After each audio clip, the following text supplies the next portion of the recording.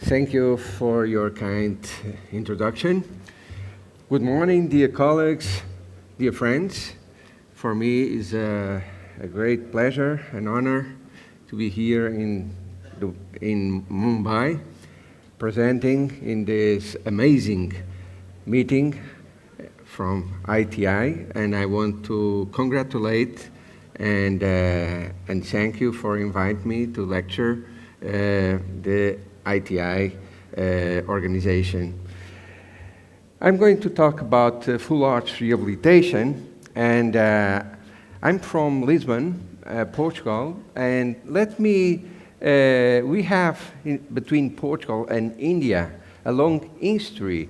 So this is a wonderful country. Let me show you a little bit about Portugal and what we are doing in Portugal. In